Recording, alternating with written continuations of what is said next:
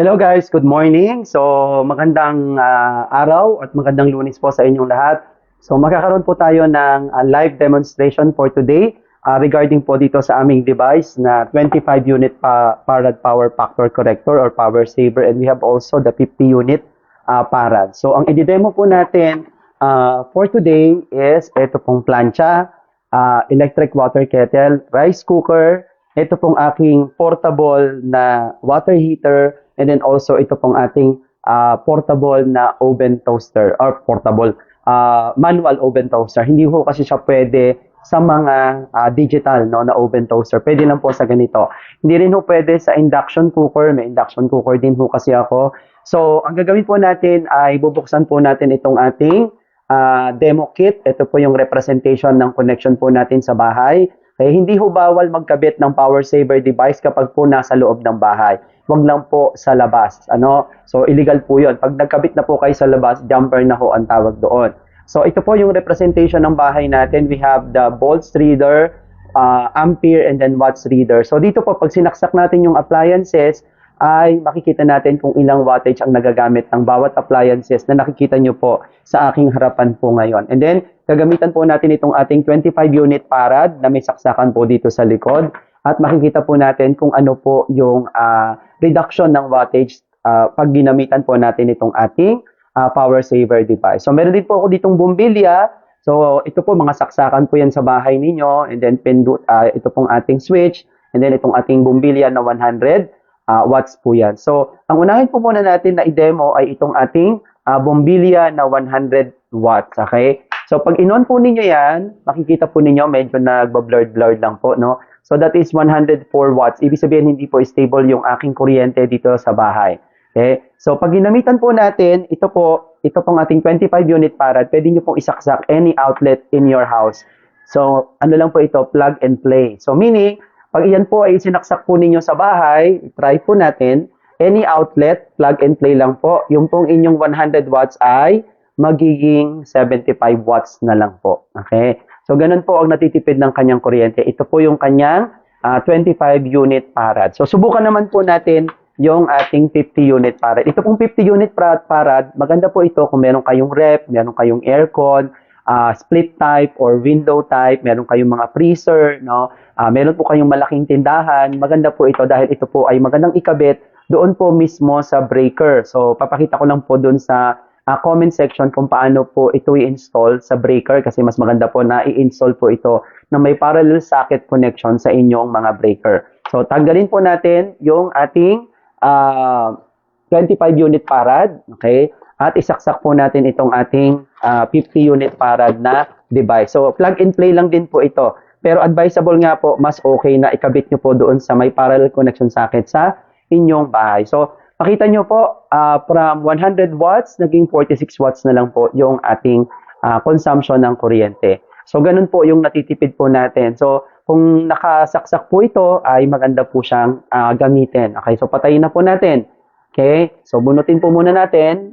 Then, patayin na po natin yung ilaw. Okay, so yan po yung nagagawa ng ating 50 unit farad and 25 unit farad sa ating mga bombilya.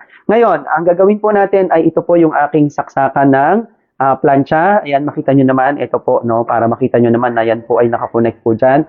Kung i-determine po natin ang nagagamit po ng ating plancha, ayan, plancha po, no, isasaksak ko po ito. Ito po yung connection. Okay, so mag-isa lang po kasi ako nagbibideo kaya hindi nyo po makikita. Okay, so ito po, saksak po natin yung plancha natin. Ang nagagamit po niya ay 954 watts or 950 average na watts. So, meaning, kapag kayo po ay mamlansya, araw-araw, makita nyo po ang lakas po ng ikot ng kontador. Ayan.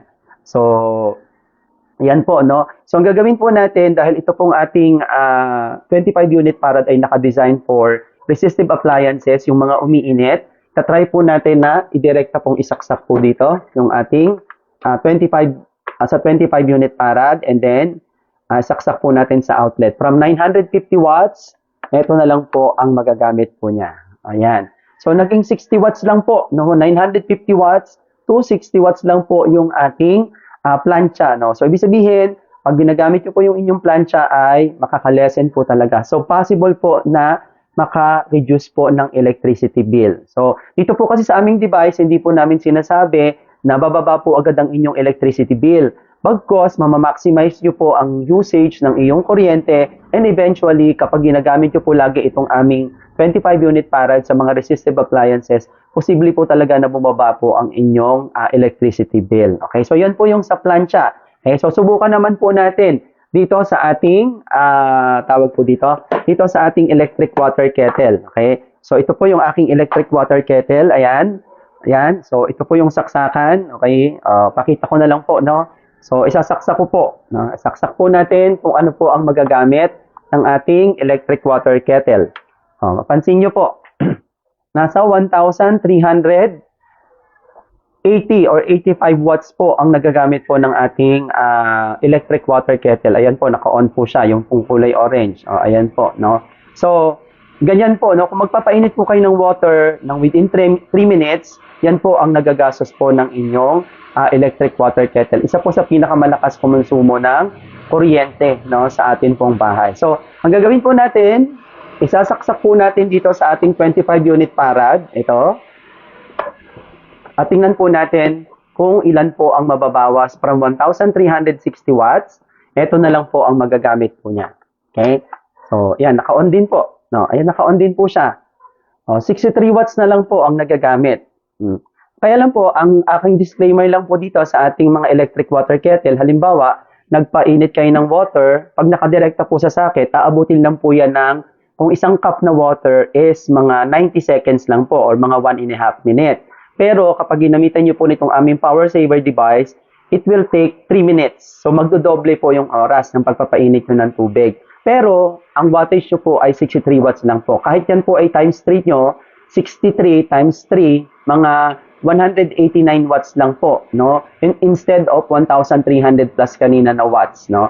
So, makakatipid pa rin po kayo, compare nyo po, kaysa sa mas mahaba, pero mas matipid. So, ganun po yung ginagawa po niya sa ating mga electric water kettle. Okay? So, yan na po yung demo ng ating electric water kettle. Try naman po natin sa ating rice cooker. Okay? So, hindi po ako magsasaing. Ito po yung aking rice cooker. Okay? So, isasaksak ko lang po yung aking rice cooker. Ito po yung connection niyan para makita ninyo.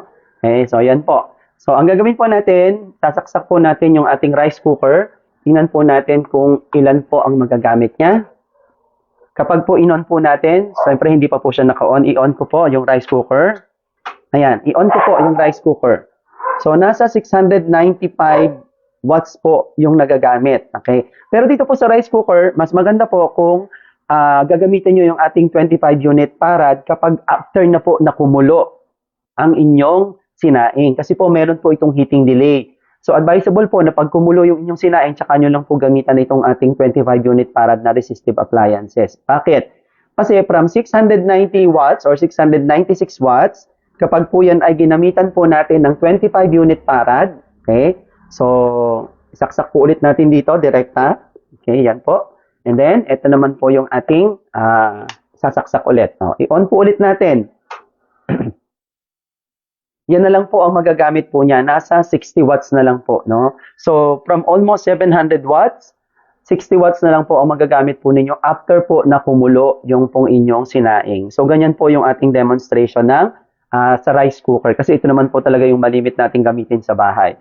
So, yan po. No? From almost 700 watts, naging almost 60 watts na lang po yung nagagamit po natin. So, pwede nyo pong pakuluin or ininin po yung inyong sinaing ng up to 15 minutes. So, okay na po yan kasi lagi ko po itong ginagamit po dito sa aking bahay. Okay? So, yan po yung demonstration ng ating rice cooker.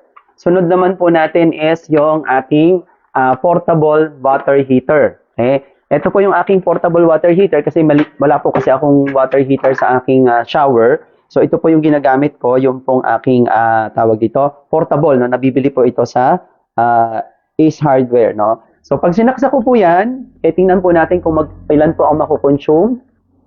Ayan po, no? Malakas po ito sa kuryente kasi po ito ay nasa 2,300 watts or 2,400 watts. Kasi masyadong malakas po yung kanyang heating element. Kaya po ganyan po kalakas. Minsan po pag nagpainit po ako niyan, inaabot po ako ng 6 minutes. Isang timba po na pagpapakulo. So, ang ginagawa ko po dyan ay ginagamitan ko po nitong aking 25 unit farad na resistive appliances. Kasi po bakit? Kapag yan po ay dinirekta po ninyo dito sa ating 25 unit farad from 2,500 watts, ang makukonsume na lang po na kuryente kahit po yan ay abutin ng 12 minutes, yan po ay, saksak po ulit natin, ayan po, magiging 65 watts na lang po or 66 watts. Imagine niyo from 2,500 watts, naging, ano na lang po siya, 67 watts. So yan po yung ating demonstration ng ating, kumukulo pa rin po yan. Kaya lang po, ang experience ko po dito, kung magpakulo po ako ng 6 minutes, direkta sa socket, aabutin po ng 12 minutes kapag gamit po itong ating power factor device. Okay lang yon kasi 67 watts po yung nagagamit po niya. Kahit i-times nyo yan sa 6, mas makakatipid pa rin po kayo kumpara nyo po sa 2,500 watts. Okay? So, yan na po, no? So, na-demo na po natin yung ating plancha, electric water kettle, yun pong ating rice cooker, and then itong ating portable water heater. I-demo naman po natin itong ating portable na, ano po ito, oven toaster. Okay, kasi kung nagiinit po kayo sa bahay. So, bunutin na po natin. Makita nyo po, from 2,500 naging 60, almost 60 watts na lang po. Okay, so live po tayo. Para wala naman pong masabi yung ating mga viewers na fake or may daya po. Ang amin pong company ay may opisina sa Lucena, meron po din sa Lipa, at mag-o-open din po kami sa Pampanga and Bataan soon. No? So yan po yan, and other part of the Philippines. So i-on po natin yung ating microwave, yung oven toaster po natin. Ayan, on po natin. So i-maximize po natin. O, tingnan nyo po. Nasa 783 watts po ang nagagamit ng ating manual oven toaster. Ayan po, no? So, ayan po. Okay? Iinit po yan. Okay, nakita nyo po, umiinit po siya. Okay? So, manual oven toaster, 770 watts. Okay? So, ang gawin po natin, dahil ito po ay resistive, okay? Isaksak po ulit natin direkta dito sa ating 25 unit farad and lagay po natin ulit dito. Ayan. So, ilan na lang po ang nagagamit po niya? 59 watts na lang po from almost 700 watts. So, yun po yung ating 25 unit farad na device. Ito pong 25 unit farad ay maganda pong gamitin kung marami po kayong mga appliances na resistive. And then, I advise din po na i-combine ninyo itong aming 50 unit farad na device. Okay? Ito po kasi ay pang-centralized para po sa mga inductive. Kaya nga po ako, pag dinidemo ko po ito, advisable po na gumamit po kayo nitong ating 50 unit farad and then 25 unit farads para sa mga resistive appliances kasi mas mamamaximize nyo po ang tipid sa kuryente. Kaya nga po lagi pong sinasabi, kung kayo po ay gumagamit ng ref, no, ako po may ref po ako, meron akong washing machine, no, meron po akong ventilador, so marami pa po akong mga gamit dito.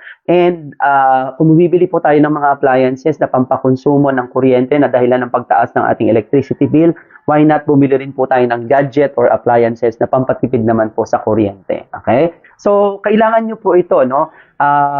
Marami po kaming demonstration na patunay po na ito pong aming mga produkto ay effective at ang technology po nito ay galing Japan, galing din po ng Germany and USA, and then nandito na po sa Pilipinas. Ngayon, kung gusto nyo pong maging distributor at maging member po ng aming company para maka-discount po kayo, i-message nyo lang po kami at nag-ship po kami ng product all over the Philippines. Again, we have office in Lipa City, Batangas, Lucena, and soon we will open in Pampanga and other parts of the Philippines. So, yun lang po yung aking demonstration for today. At kung meron po kayong questions, i-message nyo lang po ako. At kung gusto nyo po mag-avail ng product, ay pwede po kayong mag-avail. Ito nga po pala ay itong 25 unit farad ay good for those residential na ang bill po ay 3,000 and below. Ito naman pong 50 unit farad is 7,000 and below. Pero kung ang bill nyo sa kuryente ay umaabot na po ng 9,000, 10,000, maganda po na combination po ng ating device. Okay? So, yun lang po yung aking live demonstration for the day. Hope meron po kayong natutunan. And kung gusto nyo pong mag-avail ng product po na to, message nyo lang po ako and we will be very glad to assist you. So again, thank you for those who watched my live video and message lang po kayo sa akin pag may question. Salamat po.